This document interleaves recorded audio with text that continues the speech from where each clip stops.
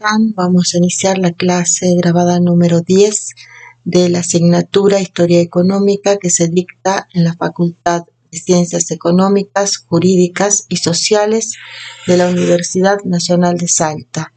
Estamos en etapa de enseñanza virtual, merced a los cambios que trajo en nuestra vida cotidiana la pandemia global de COVID-19. Vamos a iniciar nuestra clase grabada sobre contenidos de la unidad 2 que se titula La moderna economía mundial y los orígenes del capitalismo.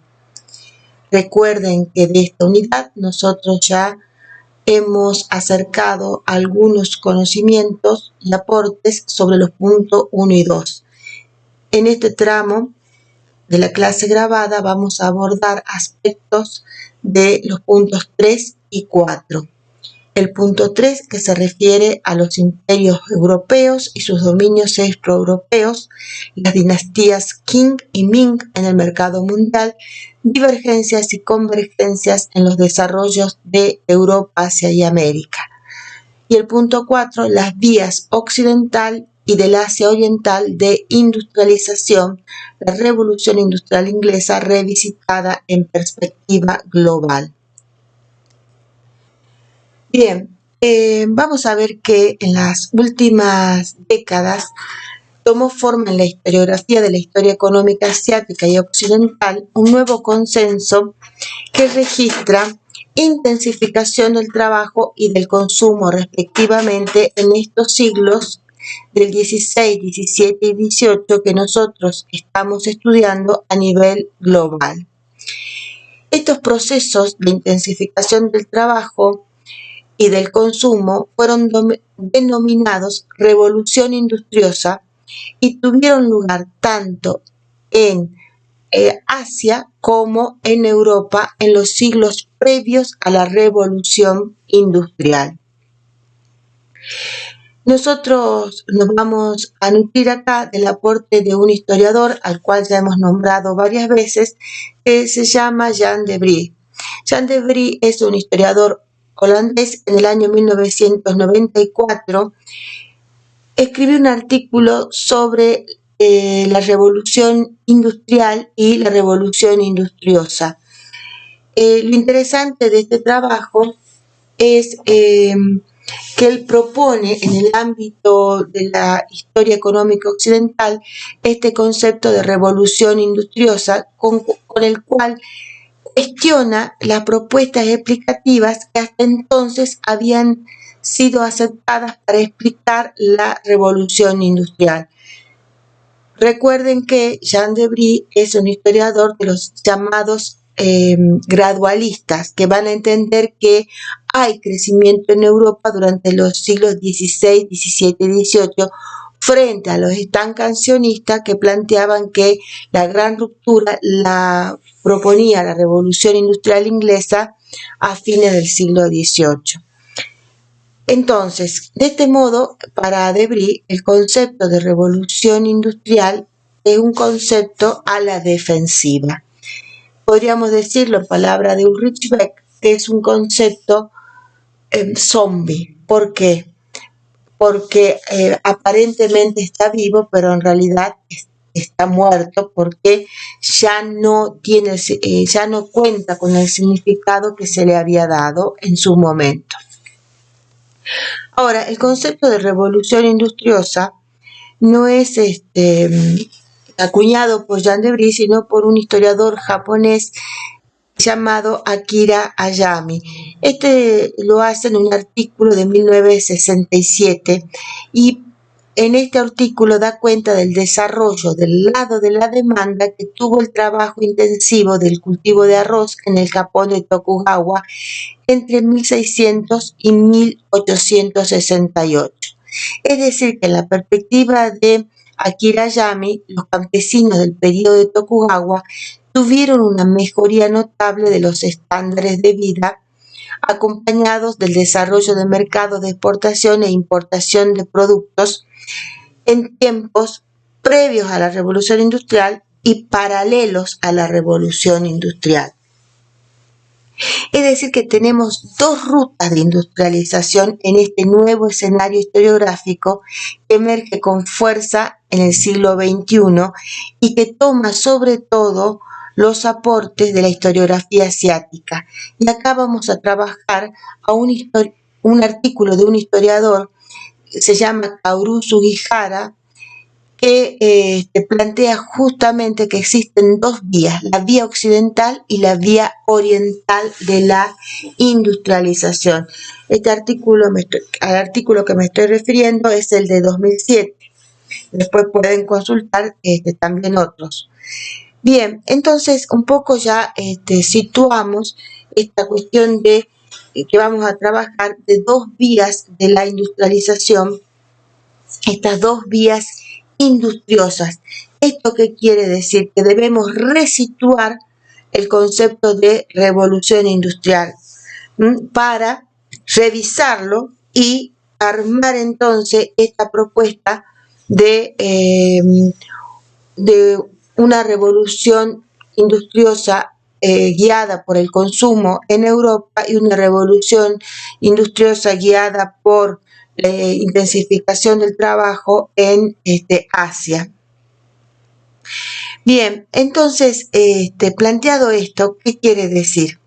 Quiere decir que lo que se ha desmoronado ya definitivamente a partir de los aportes de la historiografía, tanto de la historia moderna como de la historia económica global, el desarrollismo, ¿no?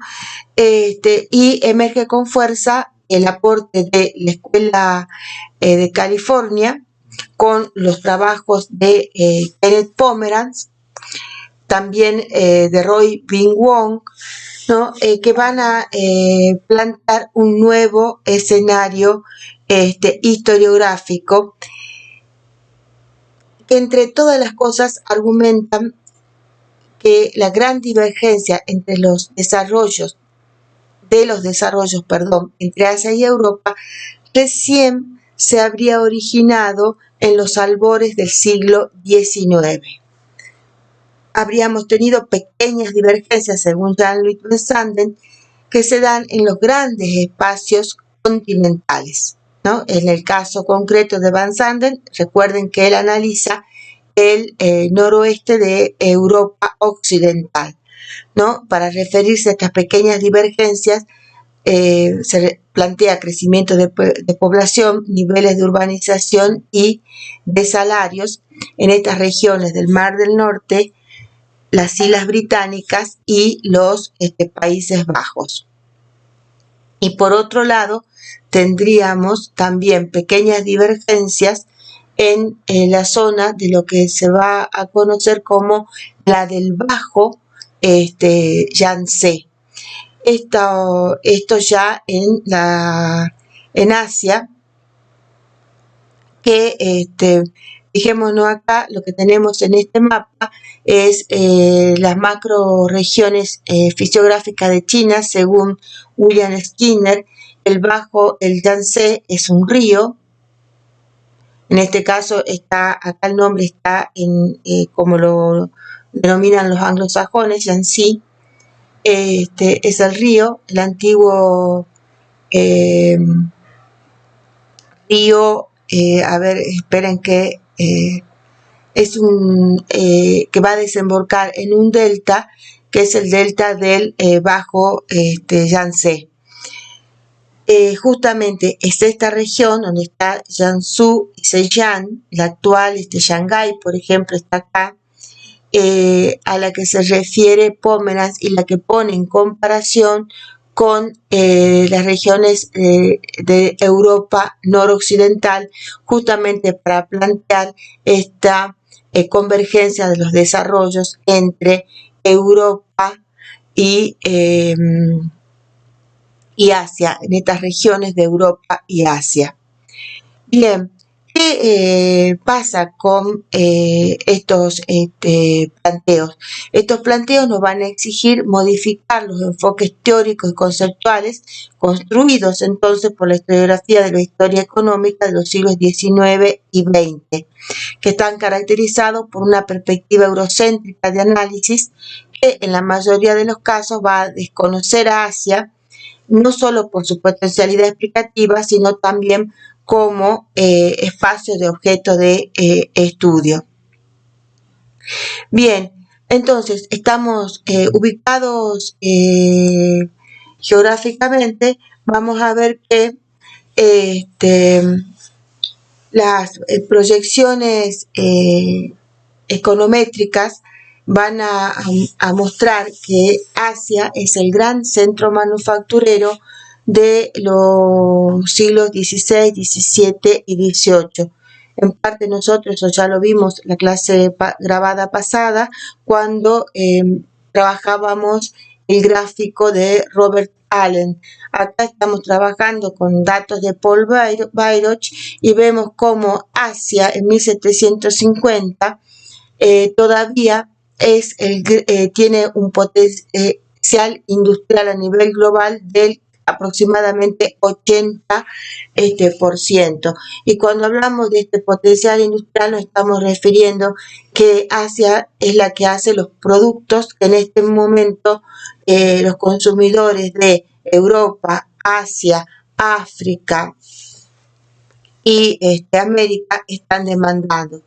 Concretamente porcelanas, especias, seda, marfil, té, muebles, abanicos, jade, perlas, muselinas, carpetas, calicós, eran sobre todo los principales bienes que pedía este mundo renacentista. Bien, esta región entonces del Bajo Yangtze son regiones que no solamente vamos a ver crecimiento manufacturero industrial, sino también crecimiento demográfico y crecimiento de mejora de los estándares de vida y mejora de los rendimientos agrícolas entre 1550 y 1850. Hubo una parte de la historiografía que desconoció esto, no solamente la historiografía europea o la historiografía occidental, que muchas veces se olvidó de esta región del planeta como soporte explicativo, sino la propia historiografía china, que en estos años donde se afirmaba el régimen comunista, se embebió de los aportes del marxismo y acentuó la idea también que se había ya planteado la historiografía occidental de una China estancada. Pero bueno, los datos daban que había economías de mercado en determinadas regiones de la China imperial. Por esto a estos historiadores se los llamó los historiadores de los brotes del capitalismo. Justamente estas ideas se van a reforzar entre 1950, 1960, 1980. Y estas ideas de una China estancada con brotes de capitalismo, una China medieval, es a la cual la nueva historiografía asiática está revirtiendo. Bien. Avancemos entonces, ya tenemos, estamos planteando, ubicándonos en la región del Yangtze, y ahora nos vamos a ubicar en todo lo que podríamos decir la región del este asiático, y acá estamos trabajando la China actual, Corea, Japón. Y lo que nos muestra justamente este mapa está realizado por Osamu Saito, en un libro del cual nosotros ya hemos hablado la clase pasada, que se denomina Historia de la Economía Global, que compila George Dayton. Lo que vemos acá es algo que quizás por allí la historiografía no nos ha acostumbrado, es el dinamismo de la economía asiática, en este caso en el siglo XVI. Que van a plantear, por ejemplo, los principales centros, estos son los principales centros comerciales, que van desde la muralla china y por todo el límite marítimo. También tenemos los principales centros de fabricación de barcos, o sea, de astilleros. Lo que ustedes están viendo acá es el área controlada por la dinastía Ming en 1600. Los principales centros de producción de cerámica los tienen marcados en rayas, y acá está, por ejemplo, Jingdezhen, que es la expresión la región que expresa la perfección de la cerámica blanca y azul china, que es la que se exporta en estos momentos. Después tenemos las áreas de producción agrícola, que son todas estas regiones que estamos viendo acá y que están con puntos blancos.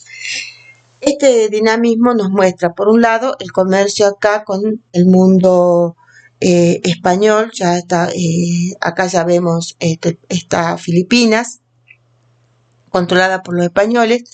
Esto es también puede ser con los portugueses, a través de Macao, y el comercio con Japón. Si nosotros nos detenemos un poquito en ese comercio, vamos a ver que tenemos, por ejemplo, al Reino de Corea, algodón, del Reino de Corea entra la soja, del Reino de Japón, bronce, cobre, plata, oro, espadas, ¿no? Y se exporta desde China al Japón azúcar, seda rústica, cerámicas, que son las porcelanas, monedas y papel.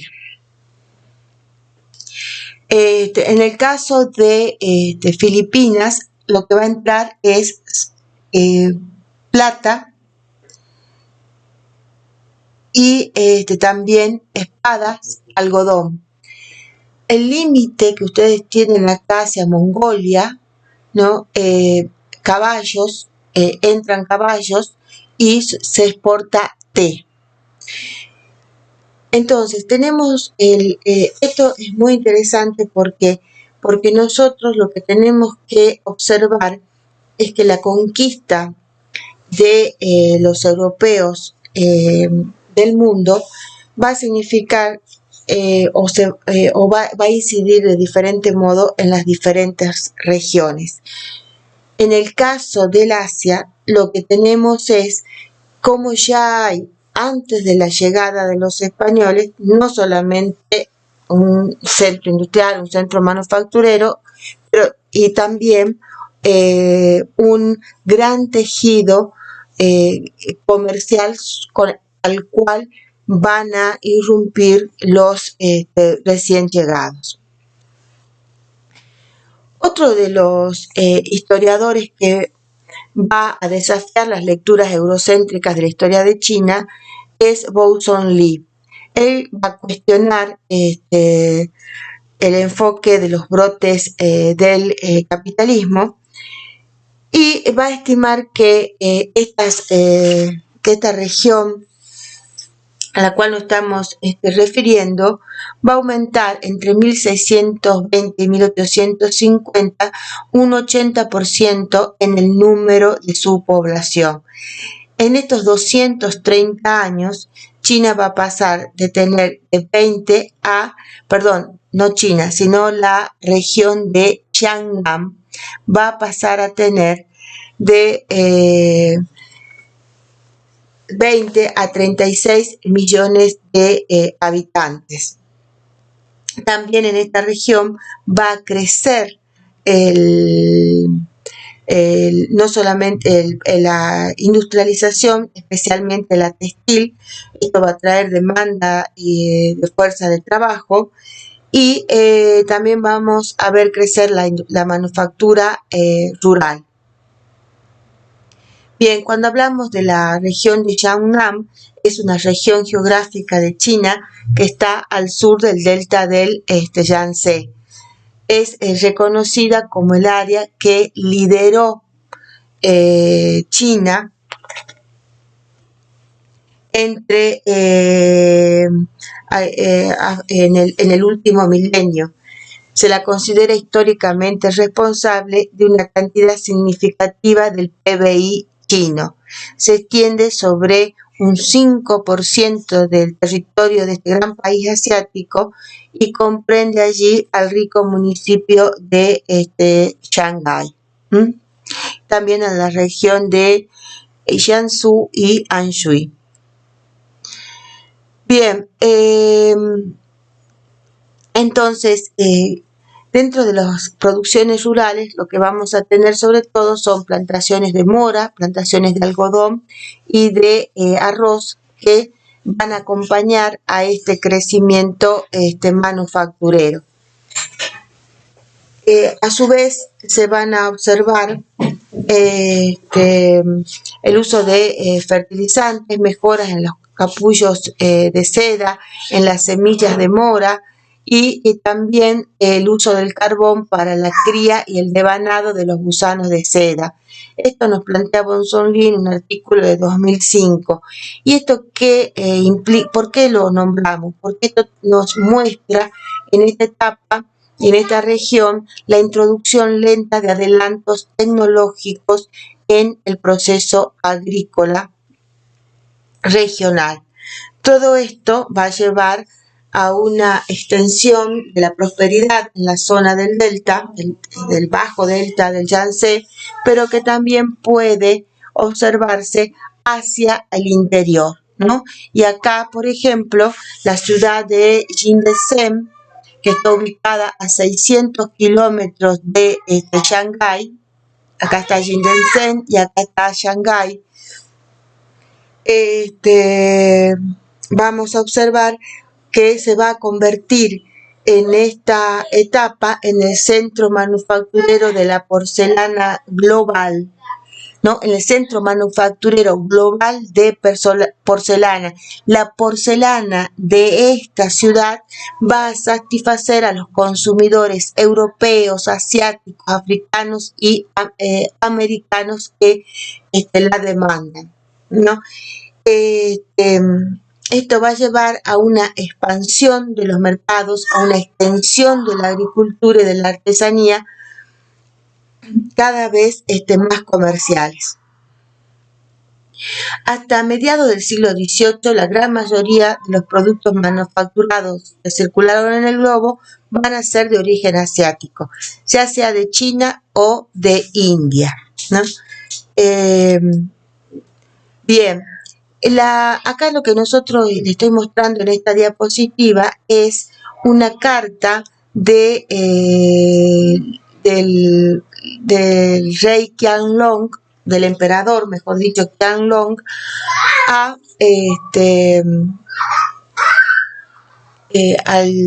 rey británico Jorge III, carta que se le hace llegar por medio de su embajador. Esta carta la pueden acceder en los recursos de historia moderna que están en línea. La voy a leer y para detenernos sobre todo en cómo ve, en este caso, Qianlong, el rol de China en el mundo. Miren lo que le dice, leamos. Tú, oh rey, vives más allá de los confines de muchos mares. Sin embargo, impulsado por tu humilde deseo de participar de los beneficios de nuestra civilización, has enviado una misión que respeta, que acarrea tu memoria.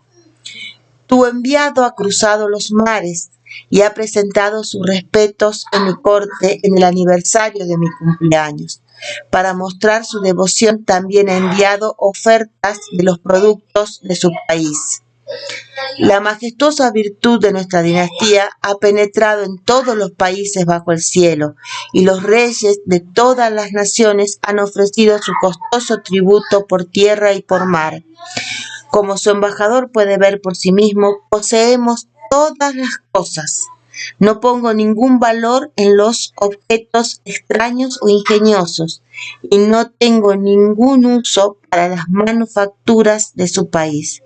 Esta es mi respuesta a su solicitud de designar un representante en mi corte, una solicitud contraria a nuestro uso dinástico que solo resultaría en un inconveniente para usted. Esta carta se escribe en 1793 y nos deja obviamente la mirada muy clara de tanto, no solo el papel que tiene China en esta economía global, sino también cómo este emperador de China entiende y sostiene cuál es su mirada de China y la mirada de los otros, en este caso de Gran Bretaña. 1793, recuerden que ya se inició la revolución industrial inglesa, fechada el despegue, según autores como Hobsbawm, en 1760. Bien, entonces, entre los años 1500 y 1820, la mayor parte del Producto Bruto Mundial provino de Asia, particularmente de China e India. Angus Maddison va a proyectar que para 1820 el continente asiático todavía contribuía con el 52% del Producto Bruto, del cual un 29% correspondió a China y un 16% a la India. Entonces, un poco para ir redondeando, nosotros tenemos que en esta época no tenemos una China estancada, como lo planteaba la historiografía anterior, tenemos regiones en crecimiento demográfico, urbanización, crecimiento rural, crecimiento manufacturero. La población de Asia en 1500 era entre 200 y 225 millones de habitantes, en 1650 300 millones de habitantes y en 1750 500 millones de habitantes. Y en 1850 en 1850 700 millones de habitantes. No solamente ahora, no solamente China creció, sino también Japón. Y esto es lo que nos aporta Akira Hayami, también un crecimiento demográfico de Japón entre 1500 y 1700, un crecimiento sostenido entre 0,8 y 1,3 por año. Los estudiosos van a coincidir que la tasa del crecimiento nunca excedió el 0,2%, ¿no? Pero este crecimiento habría sido sostenido y dice otro historiador, Sabra Mayam, que esto habría acompañado también con el crecimiento de algunas ciudades, pero con la desaparición de otras. También se va a ver reforzado en este crecimiento la mejora de los niveles de vida. Acá tenemos el caso en estas dos tablas de la evolución tanto del Producto Bruto de Japón y la evolución demográfica de Japón. Y esto, ¿por qué planteamos esto? ¿No? Porque lo que estaríamos también asistiendo es que no solamente no podemos solamente situar este crecimiento asiático en China, sino que también debemos abrir la mirada hacia lo que está ocurriendo en Japón. Estos nuevos aportes entonces de la historiografía económica asiática van a poner en cuestionamiento el relato occidental dominante elaborado para explicar la industrialización japonesa, ¿no? Recuerden que este relato occidental dominante planteaba que el proceso de industrialización nipón se situaba a partir de la restauración de lo que se conoce como la restauración Meiji, una nueva dinastía en 1868, con la apertura de la isla al comercio mundial, cuando ya hacen presente se hacen presente en Japón los norteamericanos. Entonces, ¿qué es lo que nos está mostrando ahora la historiografía? ¿No? Que el Japón previo a la restauración Meiji, que es conocido como el Japón de la etapa Tokugawa, está abocado a la producción de textiles, cerámicas, lacas, cobre, papel, cera, té, tinta, abanicos, velas, carbón, sake, bambú, frijol, algas marinas, medicinas tradicionales, que dan cuenta de entonces de este crecimiento que nos habla Sugihara, y también Akira Hayami y Thomas Smith. Bien, estas nuevas perspectivas están vistas entonces tanto en el crecimiento del Producto Bruto como en el crecimiento demográfico. Vamos a ver que este dinamismo demográfico y comercial del Japón de Tokugawa, descrito por Lee, también por Osamu Saito, va a iniciarse a partir de 1603, comienzos del siglo XVII. Estas contribuciones de la historiografía asiática van a objetar lo que planteaba la historiografía occidental de el aislamiento que caracterizó la experiencia del Japón de Tokugawa, ¿no? Que como les decía hace un rato, este aislamiento se habría interrumpido con la presencia norteamericana. ¿Qué creen los estudiosos ahora?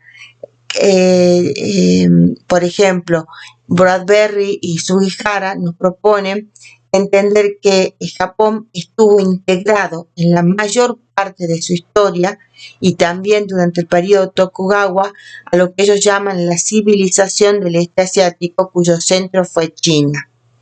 Después tenemos la otra propuesta de Takeshi Yamashita, que van a explicar el crecimiento del Japón premoderno desde un enfoque intraasiático a partir de su imbricación en un sistema de relaciones y de tributo y comercio, ¿no? Ya sea Bradbury, Sugihara o Yamashita están hablando de un crecimiento económico japonés previo a la revolución industrial, previo, que se llama este crecimiento entre comillas premoderno, y también nos están hablando de un Japón que no estuvo aislado en esta etapa, sino integrado.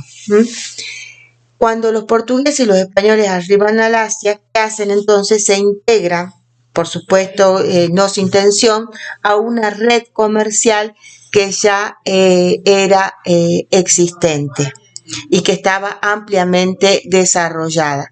Ahora, lo que nosotros tenemos que tener en cuenta es que todo este comercio que estamos hablando de los siglos XVI, XVII y XVIII, y a su vez también lo que se llama la revolución industriosa, o por el consumo europeo, o la revolución industriosa por la intensificación del trabajo en Asia, todo eso se va a poder concretar por la plata americana. ¿Por qué? Porque la plata americana fue el motor económico de los derroteros industriosos, tanto asiáticos como europeos. Vamos a ver que ambos rumbos industriosos, el occidental y el oriental, van a recibir entonces el impulso que le dio a la economía global la plata americana durante la primera globalización. Esto nosotros ya lo hemos afirmado en las clases anteriores y ustedes han revisado acá uno de los aportes seminales en la historia global de la plata, que es el de los historiadores Denis Flynn y Arturo Giraldes. Todo esto, ¿por qué la plata americana va a tener este papel? Porque van a coincidir varias cosas para que esto se pueda concretar.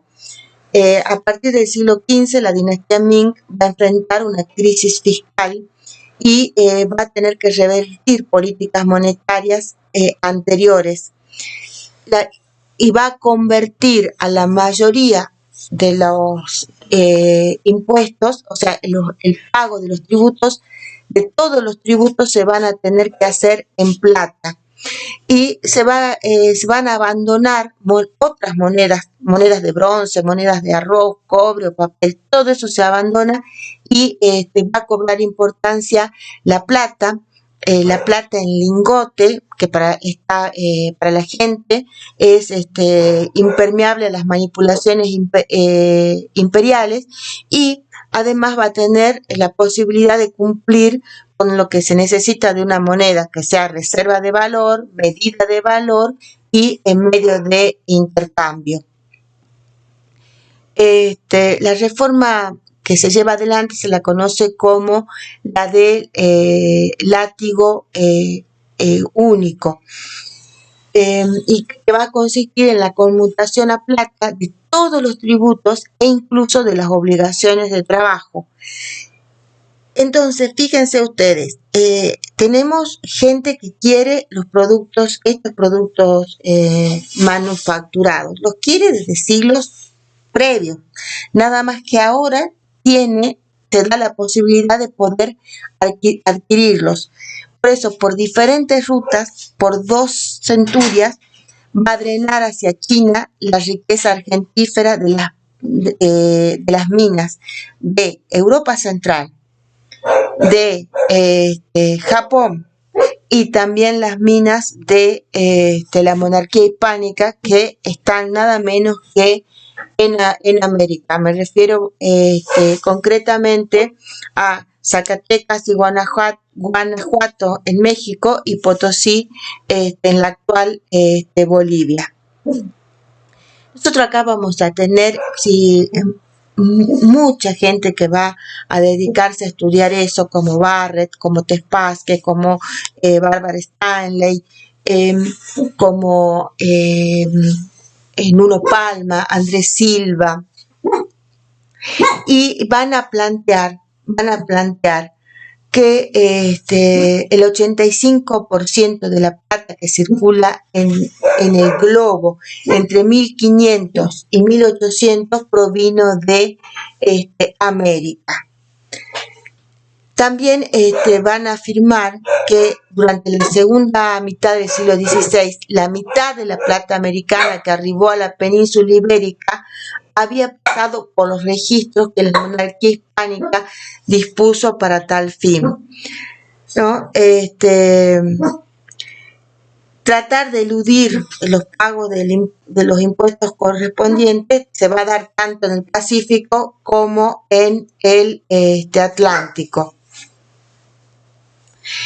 Van a haber muchos estudios para tratar de cuantificar cuánta plata circuló y se va a utilizar diferentes tipos de metodología. En este caso, nosotros vamos a citar el artículo de 2 autores que ya trabajamos en las primeras clases. Se trata de Nuno Palma y Andrés Silva, quienes se van a hacer toda una revisión documental, bibliográfica, de los trabajos anteriores y van a decir estos autores que la plata americana que circuló vía Europa y vía el Pacífico entre 1501 y 1800. Estos son los datos es el tiempo que ellos van a trabajar. Cuando decimos vía Europa, por el Atlántico y por el Cabo de Buena Esperanza. Vía el Pacífico es por la vía trazada por el galeón de Manila y no solamente por el galeón. Bien, estos autores van a establecer que de las 267.000 toneladas de plata producidas en América, 195.000 llegan a Europa y 72.000 fluyen hacia Asia vía el Pacífico. De esta manera los autores van a demostrar que sin los metales preciosos americanos, el comercio euroasiático habría sido imposible a la escala observada, ¿no? Por eso nosotros decimos que la plata es el motor de los dos movimientos industriosos, tanto el de Europa, y de ese modo posibilita el consumo, como el de Asia, que intensifica el trabajo industrial. Los autores, muy interesante el artículo, recuerden que nosotros ya lo trabajamos, en este caso va a utilizar un modelo econométrico, que es el modelo general de equilibrio, pero también van a utilizar todo un raconto histórico y por ambas vías van a llegar a estas citas que les acabo de expresar. Me interesa entonces que pensemos que la plata alimenta el comercio hacia Manila, por el Pacífico, que la plata circula por el Atlántico, también va por el Cabo de Buena Esperanza, de la ciudad de Sevilla a Goa, también desde Amberes, también por Venecia, va a atravesar los territorios del Imperio Otomano.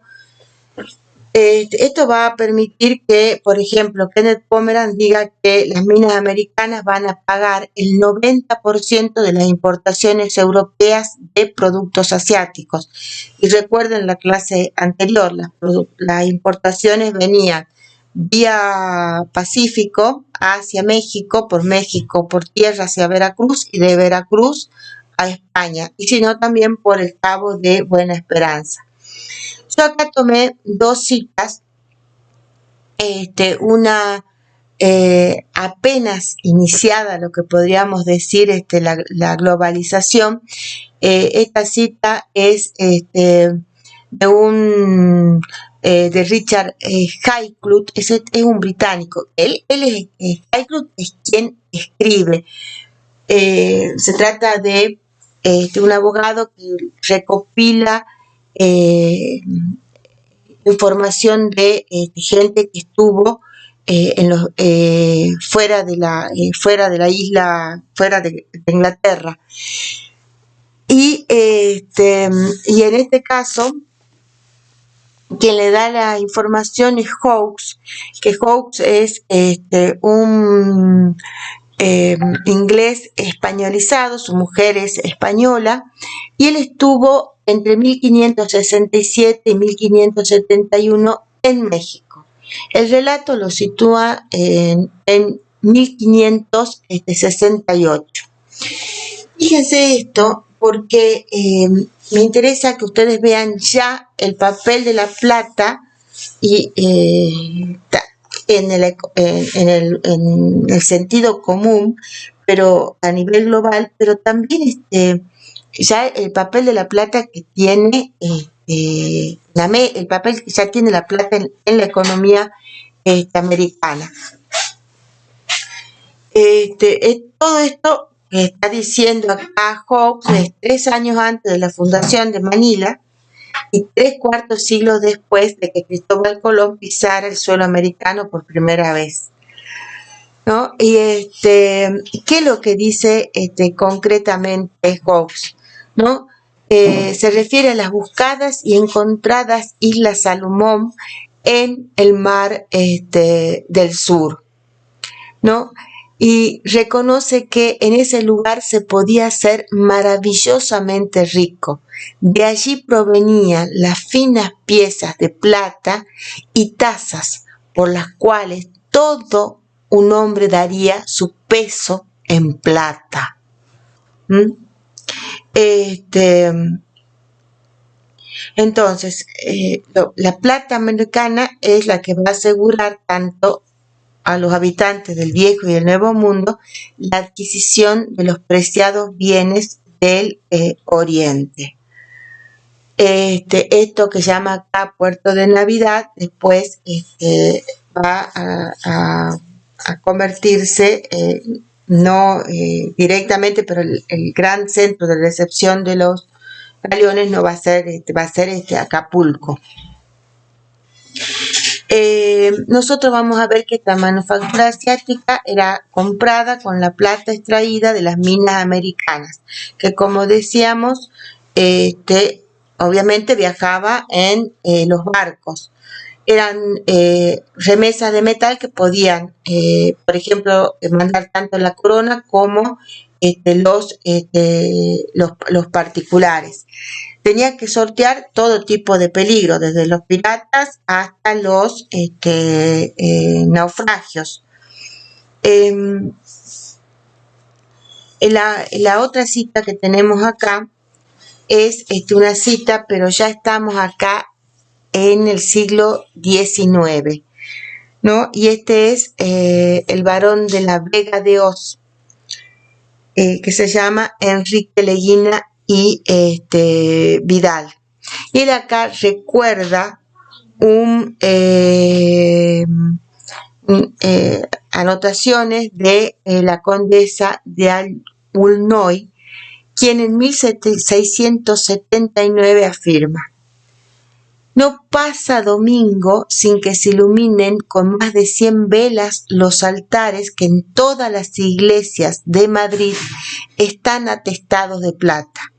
En ciertos días de gran solemnidad formamos jardinillos de césped con surtidores que se derraman sobre fuentes de plata, de mármol o de pórfico.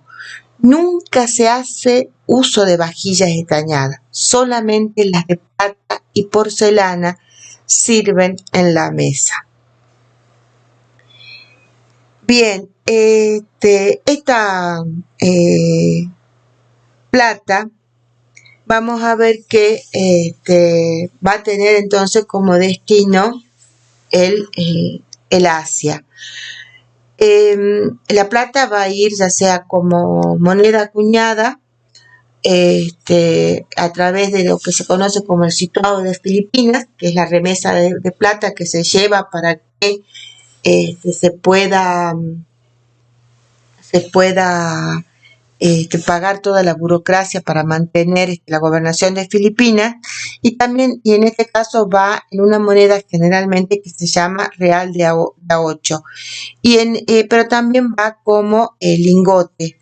Y acá hay una pregunta que se van a hacer los historiadores económicos, es hasta qué punto este real de 8 ha tenido esta circulación global, o si la plata circuló como mercancía o si la plata circuló como moneda. Y ahí uno puede decir que de acuerdo a de dónde uno mira, puede dar las respuestas. Es decir, para el Imperio Español, con toda la influencia que tienen los siglos XVI y XVII y gran parte del XVIII, vamos a ver que va a crear un sistema monetario internacional en el cual el real de A8 es la moneda que va a permitir los intercambios internacionales. Ahora, en el caso de China, la plata va a circular como mercancía. En esta época ya no se puede decir lo mismo en el siglo XIX. Entonces, escasamente la plata americana va a incidir entonces en el sistema monetario del imperio chino. Sí va a intervenir ampliamente en su producción manufacturera, orientada a satisfacer, como ya dijimos en muchísimas oportunidades, los gustos de los consumidores globales, europeos y extras europeos. Bien, con esto nosotros entonces cerramos y un poco recordamos que los aportes de la historiografía, de la historia económica occidental y asiática, están generando nuevos consensos que obliga entonces a revisar los relatos explicativos elaborados.